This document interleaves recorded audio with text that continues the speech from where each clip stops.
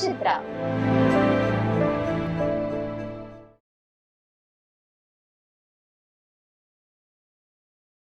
சங்கர் பண்ண படம் எடுத்துக்கிட்டா, அந்த படத்தினுடைய காஸ்ட் என்னன்னு சொல்றீங்க. சசிகுமார் எடுத்துட்டா, அவருடைய படம் எவ்வளோ வசூல் பண்ணிச்சுன்னு சொல்றீங்க. அ. எப்பலேருந்து இது மாரி ஸ்டாட்டிக்ஸ் எல்லாம் கலெக்ட் பண்ண ஆரம்பிச்சீங்க? அது நானும் படம் எடுக்கணுன்ற ஆசையில ஓ! எல்லாத்தையும் அத பண்றது தான். சொல்லுங்க. ஆசை தானே சார். இப்போ சிம்பிள் நான் இறைவன் அருளால் பிகினிங்லேயே நான் கோடி ரூபா தொட்டிருக்க வேண்டிய நடிகரா மாறியிருக்கணும். மிஸ் பண்ணிட்டேன். இப்போ நான் மறுபடியும் தொட்டுருவேன். சம்பளம் வாங்கும்போது என்ன செய்வேன்றீங்க? எனக்கு பிடிச்சது தான் செய்வேன். ஆனா என் என் என் வியூவுல இன்னைக்கு இருக்கிற இளம் இயக்குனர்கள கூப்பிட்டு கதை கேட்டு தயாரிக்கணுன்றது ஒரு போர்ஷனா இருந்தாலும், ஆனா எனக்கு ஒரு ஆசை என்னன்னா, பாலாஜி சக்திவேல் சார வந்து டைரக்ட் பண்ண வைக்கணும். நம்ம தயாரிக்கணும். அடடா! அது அருமை. எனக்கு ஒரு ஆசை. ஆ. ஆமா. அண்ணன் சமுத்திரக்கனி வந்து பண்ணணும். நம்ம கூட நிக்கணும். ம். சேரன் சார பண்ணணும். நம்ம நிக்கணும். ஏன்னா, இவங்கலாம் நான் பார்த்து ரசிச்சு வியந்த வசந்தமாறன் சார பார்க்கணும். அருமை. ம். நந்தா பெரியசாமிய பார்க்கணும். Santhana Bharathi sir. Guna. Feel good ஃபிலிம்ஸ்ன்னு சொல்றோம்ல சார். மனசுக்கு நெருக்கமான விஷயங்கள். அந்த மாதிரி இவ் சம்பாரிக்கணும் இப்படி போட்டு அ இன்னைக்கு உள்ள டிஜிட்டல் வேர்ல்டுல வந்துரும்ன்ற நம்பிக்கை தான். வந்துட்டு போகுது, வராட்டினா அடுத்ததுல வந்துற போகுது. அவ்வளோதான். இதுக்காக வந்து நம்மளுடைய மனநிலையும், நம்மளுடைய உழைப்பையும், நம்மளுடைய ஐடியாலஜியும் மாத்திக்கணும்னு அவசியம் இல்ல. நம்ம திருப்பி வரப்போகுது அவ்வளோதானே. இன்னைக்கு போயிருச்சு. திருப்பி மறுபடியும் வந்துரும் அவ்வளோதான். ஒரு மழை பெஞ்சா தண்ணி நிலத்தடி நீர் ஊறுறது இல்லையா? அந்த மாரி தான். ஒரு வெயில் அடிச்சா வந்து நிலத்தடி நீர் வத்தி இருக்கு அப்படின்றது இல்லையா? அந்த மாரி தான் நம்ம அறிவு இருக்கு. அது அது சரியான நேரம் வரும்போது, அது மாற்றமாயி டக்கு டக்குன்னு வரும்ன்ற நம்பிக்கை இருக்கு. எனக்கு பெரிய பொருளாதாரம் வந்துச்சுன்னா, நிச்சயமா 2 செய்வேன். 1 என் மனசுக்குள்ள இருக்க கதைய இயக்குவேன். இன்னொன்னு கண்டிப்பா நான் படம் தயாரிப்பேன். அதுல எந்த மாற்று கருத்தும் இல்ல. உங்களுடைய குருநாதரான பாலாஜி சக்திவேல எப்ப சமீபத்தில சந்திச்சீங்க? என் கல்யாணத்துக்கு கிஃப்ட் குடுத்ததுக்கப்புறம் இதுவரைக்கும் நேர்ல நான் சந்திச்சதே இல்ல. ஆ. ஆனா கன்வே பண்ணுவேன். சார் இந்த மாரி படம் வருது, இது பண்றேன், பண்ணிக்கிட்டு இருக்கேன் அப்படின்னு சொல்லிட்டு. நான் இப்ப தீவினை போட்டுன்னு ஒரு வெப் சீரிஸ் ஒண்ணு பண்றேன். அதுல பெரிய ஃபோட்டோ பயங்கரமா திவான் மாரி ஒரு நல்ல பெரிய ஒரு வரைஞ்சு பயங்கரமா வந்து பாருங்க அப்படின்னு. யாருக்குமே தெரியாதுன்னு நெனச்சு அத கொண்டுட்டு வந்து என்ட்ட காமிச்சாங்க.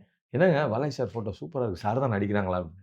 அவைங்க பிரம்மாண்டமா நெனச்சத ஒரே வார்த்தையில போட்டு டப்புன்னு உடைச்சுப்புட்டேன். "இப்ப தெரியுதா உங்களுக்கு? ஏங்க என் குருநாதர் எனக்கு தெரியாதா? அது என்னது?" அப்படின்னு. ஸோ இதுலயாவது காம்பினேஷன் சீன் ஏதாவது வருமா? நடிச்சிருவோமான்னு பார்த்தேன். கடைசில தீவினை போட்டுலயும் பண்ண முடியல. ஐ மீன் ஏன் அந்த வெப் சீரிஸ் நான் 9 எபிசோடு பண்ணி முடிச்சுட்டேன்னாலும், அவரோட காம்பினேஷன் இல்ல. நந்தன்லாம் பார்த்துட்டு ரொம்ப எனக்கு ரொம்ப பிடிச்சிருந்துச்சு.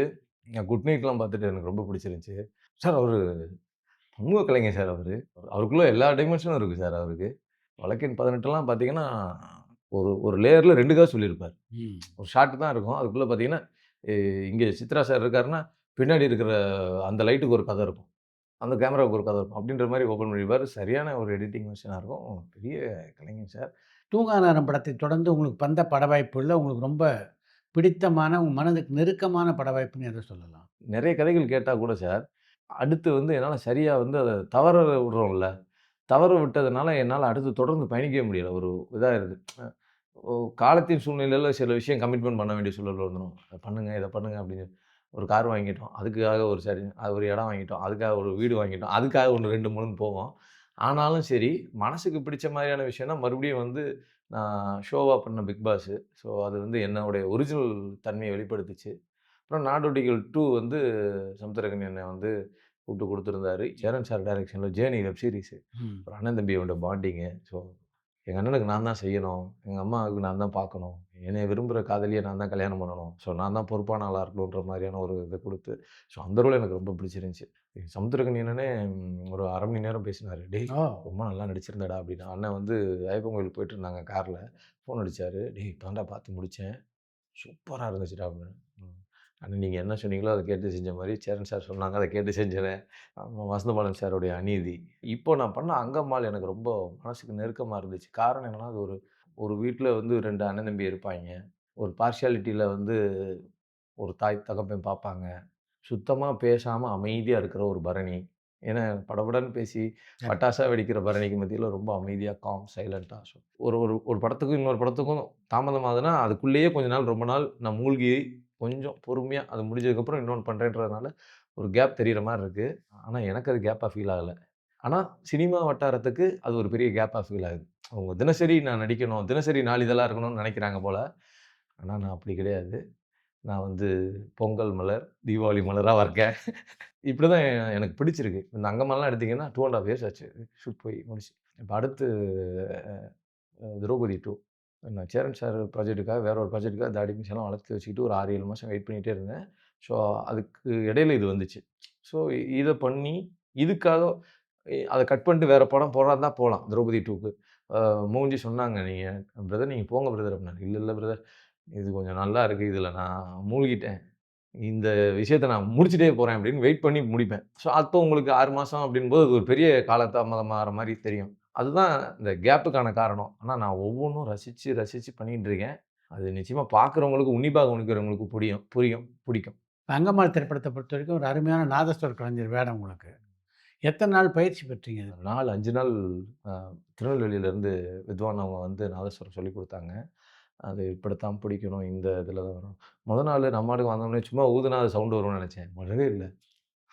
வரவே இல்ல. அவரு ரொம்ப மெனக்கெட்டு இது பண்ணி சாமிய கும்பிட்டு உட்காந்து முருகா வந்துரும்டா அப்படின்னு சொல்லிட்டு மெனக்கெட்டு இது பண்ணி பயிற்சி பெற்றேன். அது அந்த படத்துல இருக்க மாரி தான். எப்படி பயிற்சி பெற்று கடைசியா வாசிச்சிரணும், அதே மாரி வாசிக்கவே செஞ்சுட்டேன். ம். ஸோ அது எனக்கு ரொம்ப திருப்தியா இருந்துச்சு. அது வந்து என்னைய ஒரு கம்ப்ளீட் ஒரு கலைஞனா மாத்தி விட்டுச்சு. ம். ஒரு ஒரு ஒரு நேர் ஆப்போசிட்டா நாடோடிகளுக்கு ஆப்போசிட்டா படபடன்னு இல்லாம ஒரு சாந்தமா ஒரு கேரக்டருமே அப்படிதான். வீட்ல இருந்து கொஞ்சம் ஒரு 2 அடி தள்ளியே இருக்கிற மாரியான ஒரு அ பையன். ஸோ அது ஒர்க் அவுட் ஆயிருந்துச்சு.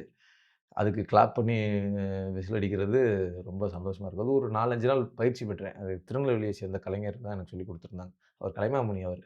அவருக்கு இந்த நேரத்தில நான் நன்றி சொல்லிக்கிறேன். தமிழ் சினிமாவுல நாதஸ்வரம் வாசிச்சு மிகப்பெரிய பேர் வாங்கினதுன்னா, ஒரு சிவாஜி பக்கம் சிவாஜி சிவாஜி, சார். தில்லானா ஆமா. மோனாம்பாள். அவர் கூடவே வாசிச்ச ஏ.வி.எம். ராஜன். அவரும் அற்புதமா வாசிச்சிருப்பாரு. ஆமா. அதுக்கு முன்னாடி கொஞ்சம் சிலங்க படத்துல ஜெமினி கணேசன். ம். இந்த படங்கள எல்லாம் பார்த்தீங்களா? அந்த படத்த நடிக்கிறதுக்கு முன்னாடி?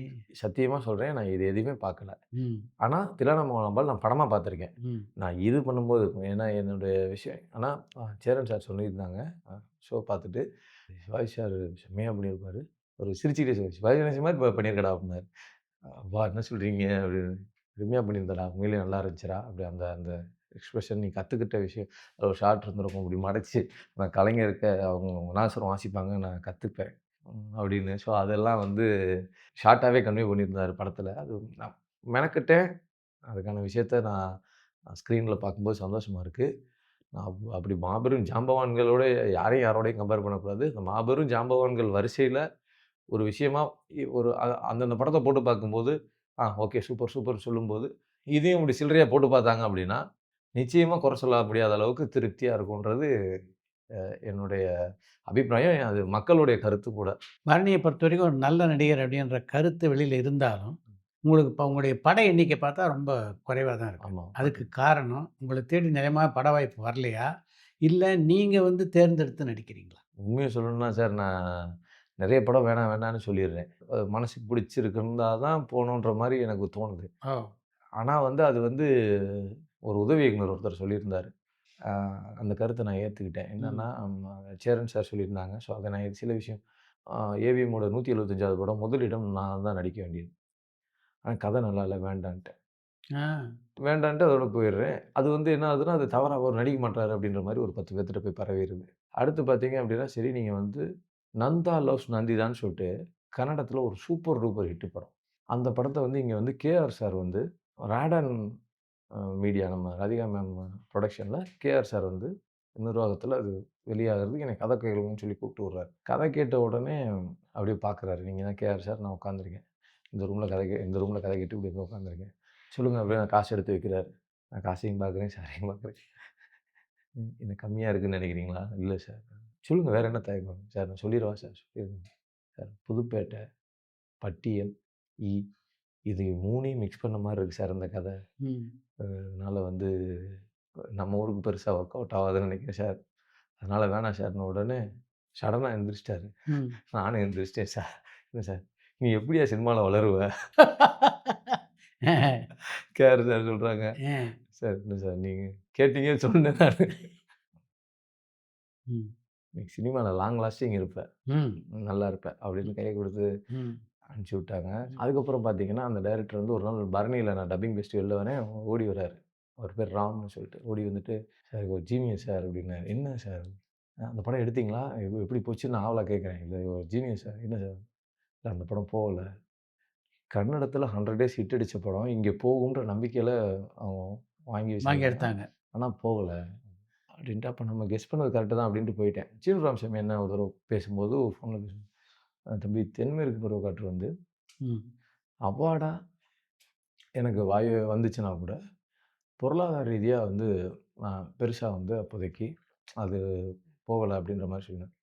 அப்போ ஒரு உதவி இயக்குனர் சொன்னாரு, "நீங்க நடிச்சிருந்தீங்கன்னா, ம். அன்னைக்குள்ள சிச்சுவேஷனுக்கு ஒரு ஓப்பனிங் இருந்திருக்கும். ஏன்னா நாடோடிகள் ம். சக்சஸ். அதுக்கப்புறம் வந்து குளோபல் இன்ஃபர்டெயின்மென்ட் தான் அந்த படத்தையும் ரிலீஸ் பண்ணாங்க. அப்போ ஓடி இருந்திருக்கும்." அப்படின்னு சொன்னாங்க. நான் தான் நடிக்கிறேன்னு தானே சொன்னேன். மிஸ் ஆயிருச்சு. இது மாரி டேட்டு அதே மாரி தான் இதையும் சொன்னாரு. இது நீங்க நடிச்சிருந்தீங்கன்னா, ஒரு நியூ ஃபேஸு. அப்ப நீங்க நடிச்சது போயிரும். அப்போ வந்து அந்த சேரன் சாரும் ஒரு சில விஷயம் சொன்னாங்க. என்ன சொன்னாங்கன்னா, "தம்பி, சில நேரங்கள்ல சில விஷயம் சிலருக்காக போய் பார்ப்பாங்க. அப்போ ஒர்க் அவுட் ஆயிரும். ம். அது அவங்களுக்கு பொருளாதாரத்த சேர்த்து ம். சாப்பிடணும்னு." ம். ஆஹா! அது நம்ம பண்ண தவறாச்சே அப்படின்னு நான் உணர்ந்தேன். ம். அன்னைக்கு நான் நந்தா சங்கீதா நான் பண்ணியிருந்தேன்னா, அது போயிருந்திருக்கும். ஏன்னா நமக்கே அன்னைக்கு ஒரு வருத்தம் இருக்கு. நம்மள சார்ந்தவங்க பார்த்துருந்தாங்கன்னா, நம்மள பிடிச்சவங்க பார்த்தா போயிருந்திருக்கும். அப்ப இந்த மாரியான தவறுகள் நம்ம பண்ணக்கூடாது. ஸ்கிரிப்ட் நல்லா இருக்கு அப்படின்னு சொல்லிட்டு மட்டுமே நம்ம வந்து நல்லா செ நமக்கு பிடிக்காம இருக்குன்னா ஒதுங்கக்கூடாது. நம்ம வந்து கண்டிப்பான முறையில தவிர்க்காம சில விஷயங்கள நம்ம எவ்வளோ தூக்கி நிப்பாட்ட முடியுமோ, நம்ம உள்ள இறங்கி நம்ம ஹானஸ்ட்டா ஒர்க் பண்ணணும் அப்படின்றத கத்துக்கிட்டேன். சினிமான்றது ஒவ்வொரு இடத்துல ஒவ்வொன்னு கத்துக் குடுத்து வர்றது தானே சார். அப்படி கத்துக்கிட்டேன். அ அதுக்கப்புறம் வந்து தான் எதையுமே மிஸ் பண்ணாம எல்லாத்தையும் கேட்டுட்டு கமிட்மெண்ட் பண்றது, நிதானமா பண்றது. ஆனா, நான் சொல்றேன் வெகு சில படங்கள்னு சொன்னீங்கன்னா கூட சரி, எனக்கு தேவையான அனைத்துமே இந்த வெகு சில படங்கள்லயே கிடைச்சிருச்சு. அருமை. ம். இப்போ ஒரு கல்லூரி, நாடோடிகள் 1, 2, தூங்கா நகரம், தீவினை போன்ற ஒரு வெப் சீரிஸ் சோனி லைவ்ல இருக்கு. வரப்போகுது. ஒரு ஜேர்னி சோனி லைவ்ல சக்சஸு. அப்ப எல்லா ஜேர்னல்லயும் எல்லாத்துட்டயும் நம்ம நின்றுருக்கோம், வச்சிருக்கோம். அப்ப எனக்கு தேவையான விஷயம் இறைவன் அருளால் எல்லாமே கிடைச்சிருச்சு. என்ன ஒண்ணு, நம்மள எதிர்பார்ப்பு கூடுதலா இருக்கு. நம்மள அடுத்தவங்க பார்த்து, "ஏய் நீங்க இன்னும் அங்க வந்திருக்கணுங்க" அப்படின்னு எதிர்பார்க்குறாங்க. அந்த எதிர்பார்ப்ப பூர்த்தி பண்ணும் விதமா, இதுக்கப்புறம் வந்து கொஞ்சம் கம்பல்சரி வந்து தினசரி நாளிதழா நம்ம மாறுறோமோ இல்லையோ, வார வார மலரா அதுக்கேத்த மாதிரி இப்போ லைனப்ல அடுத்து ஒரு 2, 3 ப்ராஜெக்ட் இப்ப அங்கம்மாள் பார்த்துட்டு ஒரு 2, 3 நல்ல இயக்குனர்கள், படம் பண்ற புது படம் இயக்குனர்கள் கூப்ட்டுருக்காங்க. அத நான் தவிர்க்காம தேதிய ஒதுக்கி கரெக்ட்டா அத பண்ணிடணுன்றது ஒரு ஆசையா இருக்கேன் சார். படங்களை தேர்ந்தெடுக்கிறதுல இப்படிப்பட்ட ஒரு முடிவை நீங்க வச்சிருக்கிறதுனால, ம். என்னென்ன பிரச்சனைகளெல்லாம் சந்திச்சிருக்கீங்க? அதான் அவங்களால முடிஞ்ச எவ்ளோ செய்ய முடியுமோ செஞ்சுடுறாங்களே! அப்படியா? ஆமாமா. ஆ. ஏதாவது சொல்லிட்டு போயிருவாங்க. அவருக்கு டைமிங்க்கு வரமாட்டாருன்ட்டு போயிருவாங்க. அவங்க ஆ. நடிக்கும் அது மாரிலாம் சொல்லிருவாங்க. ம்.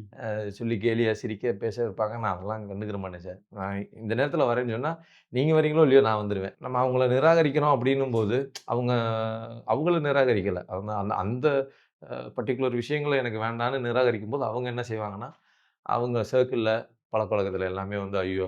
ம். செட் ஆகாதுங்க" ரொம்ப அப்படின்ற மாரி ட்ரபுளான ஆளு. சொல்லிவிட்டு போயிருவாங்க. ஆனா வந்து தெரிஞ்சவங்களுக்கு தெரியும்ல. சந்திரன் ஆமா சொல்லுங்க என் தம்பி அவன் அப்படின்னுவாரு. கமல் சார்ட்ட கேட்டீங்கன்னா, நல்ல கலைஞன்னுவாங்க. சேரன் சார்ட்ட சொன்னா, அவன் நல்ல நடிகன், நல்ல பையன் அப்படின்னுவாரு. வசந்தபாலன் சார் அந்த மாரி நான் ஆல்மோஸ்ட் ப்ரூஃபான நல்ல இயக்குனர்கள்ட்ட நல்ல விதமா இருக்கிறதுனால, சில பேர் வந்து ஏறி இறங்குறவங்கள எல்லாம் காதுல வாங்கிட்டு இருக்கிறதுல, அப்படியே அவங்க சொன்னாங்கனாலும், "சரி முருகா நீ பார்த்துக்கோ" அப்படின்ட்டு போயிருவேன் சார். வேற சார் என்ன சார் செய்ய முடியும் நானு? ஏன்னா முதல் தலைமுறை நடிகன் நானு. நான் இதுல உள்ள வரதே பெரிய சந்தோஷம். அத தாண்டி நம்ம இவ்வளோ நாள் ஸ்டேபிளா சக்சஸ் பண்ணிட்டு, இப்ப நீங்க எதுக்காவது சினிமாவ தவிர்த்து வேற ஏதாவது ஒரு விஷயத்துக்கு நீங்க கூப்பிட்டீங்கன்னா, சத்தியமா நான் வரமாட்டேன். எனக்கு வேற எந்த பழக்கமும் இல்ல. ஆனா இது ஒரு நல்ல சினிமான்னா, நான் நடிச்சது இல்ல. யார் நடிச்சதா இருந்தாலும், குறைஞ்சபட்சம் ஒரு 1000 பேருக்காவது நான் மெசேஜ் பண்ணி, "இந்த படம் பாருங்க. நல்லாருக்கு, நல்லாருக்கு, நல்லாருக்கு." இந்த அயோத்தி படமா இருக்கட்டும், இவர் ஜமா படமா இருக்கட்டும், நல்ல படம் அப்படின்னு லப்பர் பந்து படமா இருக்கட்டும். பார்த்த உடனே, "ஐயோ! இது எல்லாரும் பார்க்கணும். எல்லாரும் தயவு செஞ்சு இத பார்த்து சக்சஸ் பண்ண வச்சுருங்க." பரணி எந்த நடிகருடைய தீவிர ரசிகர்? குணமா விஜயகாந்த். ஆ. எங்க ஊர்க்காரரு பார்த்ததோட சரி, பழகுனதில்ல. நடிக்கணும் அப்டின்னா சரி, நான் யாரோடையும் கம்பேர் பண்ணாம, அவனே நடிகன் அப்டின்னு பேர் வாங்கணும். ஐ மீன் பரணியே ட்ரேட் மார்க்கா பேர் வாங்கணுன்றது தான் என்னோட ஆசை. ம். அதில ரெஃபரன்ஸ்ன்னு எடுத்துக்கிட்டீங்க அப்டின்னா சரி, கமல் சார்லேருந்து, விக்ரம் சார்லேருந்து, நீங்க ரஜினி சார்லேருந்து எல்லாருடைய விஷயங்களும் நமக்கு அ விஜய் சார், எல்லாருடைய இதுவும் பிடிக்கும். குணமா ஒரு ஆக்டரா நம்ம பிரசன்ட் பண்ணிக்கிற விதம் நான் அப்டின்னு எடுத்தேன்னா, நான் வந்து கேப்டன் விஜயகாந்த் சார் மாரி தான் நம்ம பிரசன்ட் பண்ணிக்கணும்னு நான் நெனைக்கிறேன். மேக்ஸிமம் எல்லாருக்கும் பிடிச்ச மாரியான ஒரு விஷயமா நம்ம பண்ணணும் அப்படின்றது தான் என்னுடைய நோக்கம். மத்தபடி சின்ன கலைஞனா இருக்கட்டும், பெரிய கலைஞனா இருக்கட்டும், எந்த கலைஞன் வந்து நம்மள இம்ப்ரெஸ் பண்ணாலும் சரி, எந்த மொழி கலைஞர் இம்ப்ரெஸ் பண்ணாலும் சரி, நான் அத உடனே அவங்கள ரசிப்பேன். அவங்கள ஃபாலோ பண்ண மாட்டேன். இது ரசிப்பேன். ரசிச்சுட்டு இந்த மாரி நம்ம செய்யணும், நம்ம முயற்சி பண்ணணும் அப்படின்னு சொல்லி நான் முயற்சி பண்ணுவேன். இந்த மா இப்படி ஒரு ட்ரேட்மார்க் அவங்க கிரியேட் பண்ணியிருக்காங்க. ஸோ இந்த மாதிரி பேட்டர்ன்ல ஒண்ணு பண்ணணும் அப்படின்னு நான் ஐடியா பண்ணிப்பேன். ஆனா அவங்கள இமிட்டேட் பண்ண மாட்டேன். தனித்த அடையாளத்தோட செயல்படணும்னு நான் சின்ன பிள்ளையிலேருந்தே அப்படிதான். எல்லாம் பார்த்து எல்லாம் இங்கிட்டு ஓடுறாய்ங்கக்கா ஓட மாட்டேன். நான் நிப்பேன். எதுக்கு ஓடுறாங்க? ஏன் ஓடுறாய்ங்க? இல்ல அங்க ஏதோ கடைக்கு தான் போனேன். சரி எனக்கு அது தேவையில்ல நான் நின்றுவேன். இது என்னோட சுபாவமே அப்படிதான். பரணிய ஒரு நல்ல நடிகராக்கினதுல யாருக்கெல்லாம் பங்கு இருக்கு? தவிர்க்க முடியாத தமிழ் சினிமாவின் தவிர்க்க முடியாத இயக்குனரா இருக்கிற குருநாதர் பாலசக்திவேல் சார், சங்கர் சார், அண்ணன் Samuthirakani, Sasikumar, Cheran sir, Vasanthabalan sir. So இவங்களுக்கெல்லாம் பங்கு இருக்கு. இப்போ மலையாளி சேட்டா விபின் ராதாகிருஷ்ணன் என்ன ஒரு வேற பேட்டர்ன்ல காமிச்சிருக்காரு. அடுத்த கட்டத்துக்கு என்ன இப்படி ஒரு பேட்டர்ன்ல என்னை பார்த்த மோகன்ஜி. அது திரௌபதி 2 வந்ததுக்கப்புறம் அது என்ன பரணியான்னே தெரியாது. நீங்க பார்த்தீங்களா? இது பரணியா இது? ஆமா. ஆனா இப்படி இருக்கு அப்படின்னு. இவ்வளோ பேரு இதுவரைக்கும் ஒர்க் பண்ணியிருக்கேன். ஸோ இன்னும் பல நல்ல உள்ளங்கள் நமக்காக எழுதிக்கிட்டு இருக்காங்க. இத நீங்க பண்ணா நல்லாயிருக்கும் தம்பின்றாங்க. உங்கள பொறுத்தவரைக்கும் நீங்க எந்த நடிப்பு பயிற்சி பள்ளியிலயும் படிக்கல. ம். ஆனாலும் எப்படி உங்களால நடிக்க முடிஞ்சதுன்னு நெனைக்கிறீங்க? நான் சொல்லிக் குடுக்கணும் அப்படின்றதுக்காக இந்த கேரக்டர் இப்படி தான் பண்ணணும்னு சொல்லிட்டு என் மைண்டுக்குள்ள ஒண்ணு ஓட்டிட்டே இருப்பேன். நம்மட்ட அவரு அதுதான் எதிர்பார்க்குறாங்க. ம். அத நம்ம ஃபுல்ஃபில் பண்ணணும். அதில ஏதாவது குறைபாடு இருக்கு அப்படின்ற பட்சத்தில தான் கேட்பேன். சார் ம். என்ன நீங்க ஒரு தடவ பண்றீங்களா? நான் பார்க்கலாமா? இல்ல நீங்களே நல்லா பண்றீங்க அப்படின்ற பட்சத்தில அத மெருகேத்தணும். அதே மாரி அந்த ஷாட்டையும், அந்த சீனையும் கம்ப்ளீட் பண்ணி என் மனசுக்கு பிடிக்கல அப்படின்னா, சரி போயிட்டு அவங்ககிட்ட உட்காந்து அண்ணா ப்ளீஸ் நான் இன்னொரு போலாண்ணே சார், இன்னொரு போலாம் சார் ப்ளீஸ் சார் அப்படின்னு சொல்லிட்டு நான் ஒண்ணொரு வாங்கியாவது நான் திருப்திப்படுத்தணும். திருப்திப்படுத்திட்டு வீட்டுக்கு போய் தூங்குனா தான் எனக்கு தூக்கம் வரும். இல்லைன்னா எனக்கு தூக்கம் வராது. ம். டிப்ரஸ்லயே இருப்பேன். மன அழுத்தத்திலேயே இருப்பேன். அந்த ஷாட் நம்ம அப்படி நடிச்சிருக்கணும் அப்படின்னு சொல்லிட்டு நான் மிஸ் அதே மாதிரி போனதுக்கப்புறம் தூங்கிட்டு, ச்ச அத பண்ணியிருந்தா நல்லாயிருக்கும்ல. உடனே டக்குன்னு நோட் பண்ணி வைப்பேன். வாடா டப்பிங்க்கு வாடா, டேய் பார்த்துக்குறோம்டா. நீயா நானான்னு பார்த்துக்குறோம்டா அப்படின்னு சொல்லிட்டு, டப்பிங்கில போயிட்டு அந்த கேரக்டர வந்து எப்படி எல்லாம் இம்ப்ரூவைஸ் பண்ணுவேன் அப்படின்னு சொல்லிட்டு தூக்கி காமிப்பேன். சம்திங் ஸ்பெஷலா நம்ம இருக்கணும் அப்படின்றதுல நான் எப்பவுமே கரெக்ட்டா இருப்பேன் சார். அது சங்கர் சார் ஆஃபீஸ்ல சொல்ற மாரி தான். ஒரு மெனக்கெடல் இல்லாம ஒரு விஷயம் திருப்தி அடையாது. ஸோ அந்த மெனக்கெடல் அந்த அந்த இது வந்து நீங்க எல்லா நல்ல கலைஞர்ட்டயும் பார்க்கலாம். வெற்றிமாறன் சார் படத்துல நான் டப்பிங் பேச போயிருந்தேன். ஆடுகளம் படத்துக்கு. அந்த முருகதாஸ் ரோலுக்கு நான் தான் பண்ணியிருப்பேன். நடிக்கவும் கூப்பிட்டுருந்தாங்க. நான் அப்ப ஒரு நடிக்க முடியல. தேதி குளறுபடி. பார்த்தீங்கன்னா, சேஞ்ச் ஓவர் குடுத்துட்டே இருப்பாரு சார். இது ம். இப்படி பேசுவாங்க, இது இப்படி பேசுவாங்க. இதே தான் சமுத்திரக்கனியோனும் பண்ணுவாங்க. "தம்பி நல்லா இருக்கியான்னு" "ஏய் நல்லா இருக்கியா?" மாடுலேஷன் சேஞ்ச் பண்ணுவாங்க. "நல்லா இருக்காப்லயா?" அப்ப கொஸ்டினா மாத்திருவாங்க. "நல்லா இருக்கீங்களா?" அப்படின்றது வேற.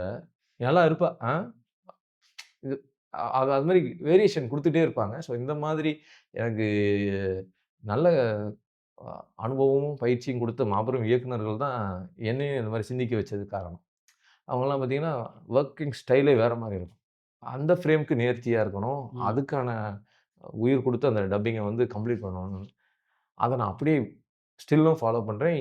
சார்ந்ததையும் ஃபாலோ பண்ணுவேன். அதுதான் வந்து தனித்துவமா நீங்க நல்லா நடிச்சிருக்கீங்க அப்படின்னு சொல்றதுக்கான ரீசன் அதுதான். பிக் பாஸ் நிகழ்ச்சியில பங்கேற்கக்கூடிய வாய்ப்பு எப்படி அமைஞ்சது? அச்சம் தவிர்ன்னு ஒரு விஜய் டிவி ஷோ ஒண்ணு பண்ணேன். காத்துல ஒரு பொம்மை அப்படியே காத்துல புடிச்சு நின்னுட்டே இருப்பேன்.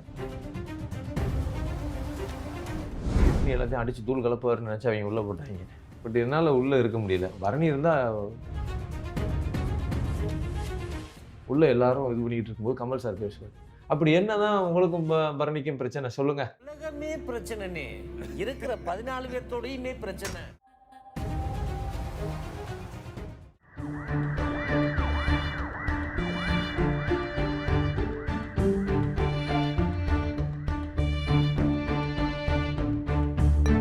பரபரப்பான சினிமா செய்திகள், நட்சத்திரங்களின் பேட்டிகள், சினிமா வரலாறு ஆகியவற்றை பார்க்கவும் படிக்கவும் உங்களுக்கான இணையதளம் touringtalkies.co.